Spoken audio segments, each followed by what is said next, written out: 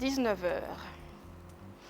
Après les communes 2 et 4 du district de Bamako, le ministre de l'administration territoriale vient de dissoudre les conseils communaux de Kati et de Zankoulibaly pour mauvaise gestion. Les détails, ça sera dans ce journal.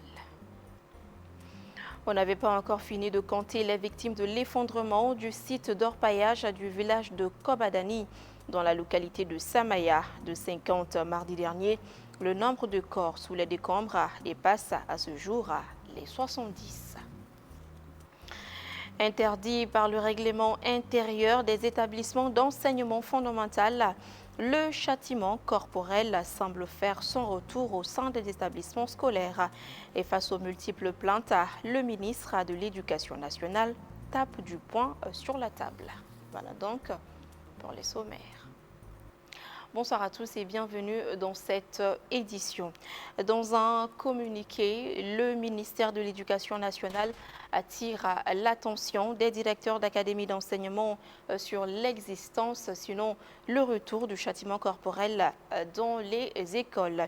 Le communiqué signé par le secrétaire général du département prévient les enseignants qui s'adonnent à cette pratique des sanctions qu'ils encourent. Les détails, c'est avec Aïssata Diarra. Bien qu'il soit interdit par les textes, le châtiment corporel serait de retour dans les établissements d'enseignement. Selon un communiqué du ministère de l'Éducation nationale, il m'est revenu ces derniers temps de façon récurrente que le châtiment corporel au cours de la plupart de nos établissements d'enseignement, surtout primaires, informe le communiqué. Ce châtiment d'une autre époque est un acte inqualifiable, attentatoire à l'intégrité physique des enfants que nous avons obligation de protéger et de mener vers l'instruction, l'éducation et le savoir dans des conditions bienveillantes. L'école doit être un havre de paix, prévient le secrétaire général du ministère de l'Éducation nationale. Le communiqué rappelle que rien ne saurait justifier le châtiment corporel, une pratique qui a fait fuir bien des enfants de l'école à un moment donné dans l'histoire de l'éducation et que le bâton n'est pas la solution à un problème pédagogique donné et ne saurait être une méthode de dissuasion. Pour gérer tous les cas d'indiscipline, de retard, d'absence et toute autre difficulté en lien avec l'action pédagogique, le secrétaire général du ministère de l'Éducation nationale renvoie les enseignants aux dispositions réglementaires en la matière. Pour le département, il ne serait pas toléré que les enseignants soient touchés dans leur intégrité physique. Chaque enseignant devra garder de même à l'esprit que porter la main sur un enfant peut avoir des conséquences imprévisibles. Il les invite en conséquence à accomplir leurs tâches dans le respect des droits de l'homme, des lois et règlements tout en protégeant et en menant les enfants vers le savoir dans un environnement sécurisé et protecteur. Je vous l'annonçais tout à l'heure dans les titres, le ministère de l'administration territoriale a annoncé au Conseil des ministres la dissolution des conseils communaux de Kati et de Zankoulibaly pour mauvaise gestion. Cette décision s'inscrit dans le cadre de la dynamique du ministère de l'administration territoriale de restaurer une meilleure gestion des collectivités. Oubugakou nous en parle. Après le district de Bamako, les communes 2 et 4 du district de Bamako, le gouvernement, à travers le ministre de l'administration territoriale, a annoncé à l'issue du Conseil des ministres de ce mercredi 24 janvier 2024 la dissolution des conseils communaux de Kati et de Zankoulibaly pour mauvaise gestion. Selon le communiqué du Conseil des ministres, depuis le début de la transition, le gouvernement s'est inscrit dans une dynamique d'assainir la gestion des collectivités territoriales en faisant prévaloir des sanctions administratives à l'encontre des chefs des organes exécutifs et délibérants des collectivités territoriales toutes les fois que des irrégularités, insuffisances ou dysfonctionnements sont constatés dans leur gestion, sans préjudice des poursuites judiciaires, et d'ajouter en droite ligne de cette dynamique. Le Conseil des ministres a procédé à la dissolution des conseils communaux de Kati Bauchi, région de Koulikoro et de Zankoulibaly, région de Dioïla. Cette dissolution fait suite à un constat de mauvaise qualité des services rendus aux populations, des irrégularités, insuffisances et dysfonctionnements dans la gestion administrative, financière et comptable de ces collectivités. Ainsi, une délégation spéciale sera installée dans un bref délai au niveau de chacune de ces collectivités territoriales pour exercer par intérim les fonctions de conseil de collectivités territoriales. Par ailleurs, le bilan de l'effondrement du site d'orpaillage du village de Kobadani dans la localité de Samaya dans le cercle de Kangaba survenu le vendredi 19 janvier 2024 a évolué. De 50 mardi dernier, le nombre de corps retrouvés sous les décombres dépasse à ce jour les 70. Adam Tangara. Le drame est survenu le vendredi 19 janvier dernier sur un site d'orpaillage à Kobadani dans le cercle de Kangaba. Selon des sources locales, c'est la première fois dans l'histoire de ce village qu'un seul site d'orpaillage s'écroule sur autant de personnes et avec autant de victimes. Les opérations d'extraction ont permis dans un premier temps de sortir une cinquantaine de corps sans vie sous les décombres. Ce nombre a évolué depuis le mercredi 24 janvier. Une information venant de la jeunesse locale donne le chiffre de 70 corps sans vie retrouvés à la date du 24 janvier 2024, rapporte l'indicateur du renouveau. Aussi, précise la même source au quotidien d'information générale l'indicateur du renouveau, que les fouilles continuent. Et face au danger que représente cette mine, les autochtones invitent l'État à pour de bon l'exploitation de cette mine, car un autre drame plus grave pourra se produire si on continue à exploiter la mine. De son côté, le gouvernement, à travers le ministre des Mines, dans un communiqué, invite la population et les orpailleurs au respect scrupuleux des exigences de sécurité et à travailler dans les seuls périmètres dédiés à l'orpaillage. Sur place, des témoins des exploitants disent avoir travaillé dans cette mine en contrepartie d'une somme forfaitaire de 2000 francs, alors que la zone serait interdite depuis quelques années. Un autre drame est survenu, mais cette fois-ci à Bamako, plus précisément à Lafiabougou ou Bougoudani, en commune 4 du district de Bamako.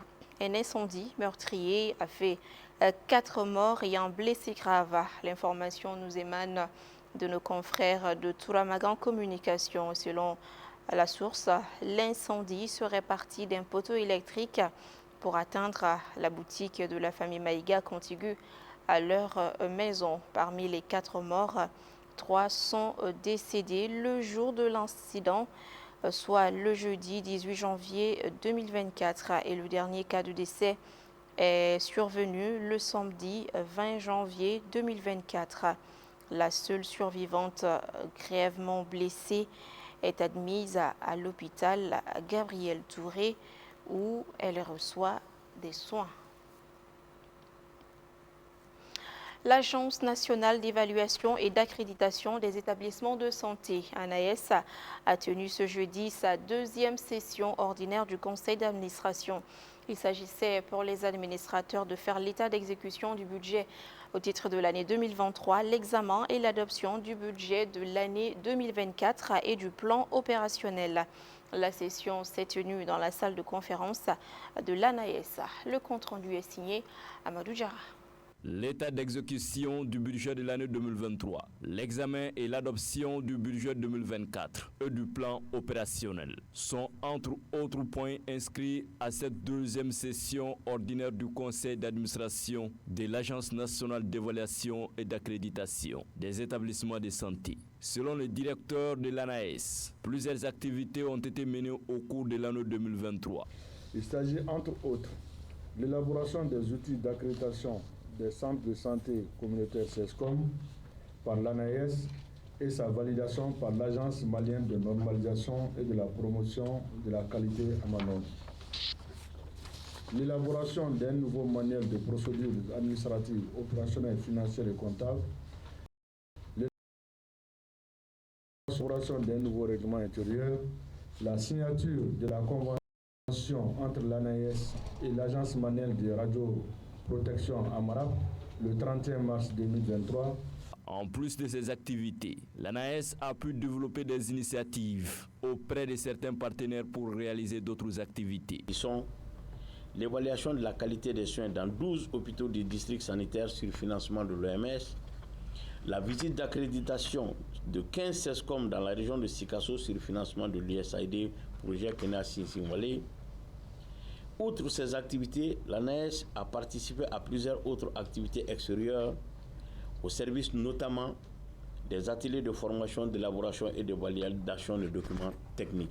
Les recommandations issues de cette deuxième session ordinaire du Conseil d'administration de l'Agence nationale d'évaluation et d'accréditation des établissements de santé contribueront à l'amélioration de la qualité des soins et des services de santé offerts par les établissements de santé au bénéfice de la population. Nous allons faire un tour chez nos envoyés spéciaux depuis Côte d'Ivoire. Une victoire et 2 matchs nuls, c'est le bilan des Aigles du Mali à l'issue de la phase de poule de la CAN Côte d'Ivoire 2023. Avec 5 points, le Mali termine premier de la poule E et va affronter le Burkina Faso en 8e de finale. Nous retrouvons Maliki Diallo depuis la Côte d'Ivoire. Le Mali et la Namibie ont partagé hier mercredi les points du match nul au compte de la 3e et dernière journée de la phase des poules. Malgré leur statut de favoris et la domination du match du début à la fin, les Aigles n'ont pas pu concrétiser les quelques occasions de but qu'ils ont eues au cours de la rencontre. Des supporters venus un peu partout de la Côte d'Ivoire et du Mali ne sont pas très satisfaits de la prestation des protégés de Eric Sekouchel.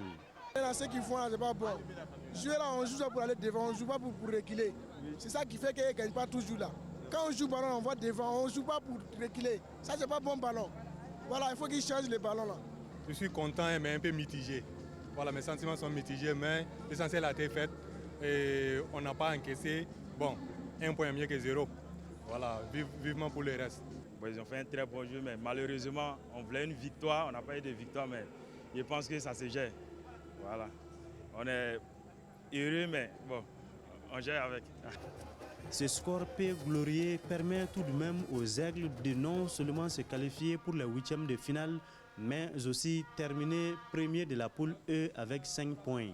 Les joueurs expriment leur joie après cette phase de poule. On est content, on est premier de la poule et ça fait plaisir. Et on va se concentrer sur les 8e de finale. On voulait gagner aujourd'hui ce soir pour rester en tête. Malheureusement, on a fait match nul. Mais après tout ça, on est qualifié en premier. Pour le prochain tour, le Mali affrontera le Burkina Faso au stade Amadou Gon Coulibaly de Korogo le mardi 30 janvier. Un match que les Aigles veulent gagner pour jouer les quarts de finale qu'ils n'ont pas atteints depuis 2013. Il n'y a rien de nouveau. Nous, on veut juste gagner tous les matchs pour pouvoir remporter la coupe, rentrer au Mali avec. Burkina, c'est une bonne équipe. Burkina, c'est un peu de l'Afrique de l'Ouest, donc contre nous, ça ne sera pas facile. On est en face d'une très bonne équipe, une équipe très agressive, très engagée et très disciplinée tactiquement. Donc c'est à nous de voir pour pouvoir trouver la bonne solution. Chaque match est compliqué. Le Burkina, c'est une très bonne équipe. Donc on va les analyser, on va se plonger dans le travail et on va mettre toute notre énergie, toutes nos forces pour les battre. 3 pays de la poule E se qualifient pour les 8e de finale. Il s'agit du Mali, premier avec 5 points, l'Afrique du Sud, 2e avec 4 points et la Namibie, 3e avec 4 points aussi. La Tunisie, quant à elle, est éliminée avec 2 points.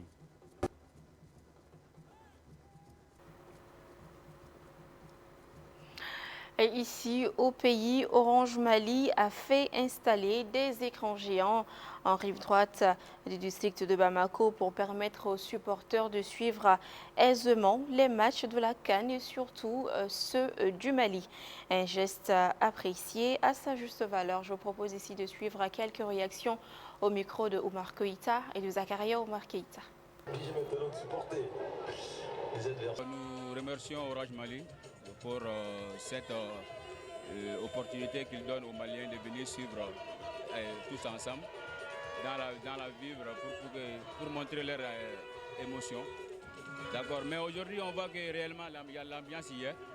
et tout le monde est concentré. Et oui, aujourd'hui, c'est un facteur de cohésion aujourd'hui, bien sûr, parce que nous sommes actuellement dans le pays. Et si nous organisons, si tout le monde organise ce genre d'opportunités à la population de venir suivre ensemble, donc là c'est un facteur. Je suis très content pour l'Orange Mali, pour cette organisation de cette fête-là. C'est une grande honneur pour nous. On est tous fiers d'eux. Et je les souhaite bonne chance encore et bonne chance pour les aigles. Je pense que c'est une bonne initiative. Ça permet aux gens de se regrouper pour regarder le match, c'est un peu chic. Et puis ça fait du bien aussi. Les gens qui regardent le match, s'il n'y a pas courant, ils peuvent venir ici pour regarder le match. C'est bien en tout cas. Ça fait déjà près d'une décennie, sinon plus d'une décennie, que Orange organise le village Cannes. Donc depuis que Orange a scellé le partenariat avec la Fédération malienne de football pour devenir le premier sponsor de la fédération pour aider le football malien. Et je pense qu'à chaque CAN, Orange installe ses villages CAN pour le bonheur de la population malienne. Et vous-même, vous avez vu, la population est sortie. Et je pense que la commune 5 est valablement représentée. Dans cette foule, il y a les représentants de tous les quartiers de la commune 5. Moi, je ne peux que saluer cette initiative de Orange Mali. Sur ses appuis, Sissoko, le buste en arrière.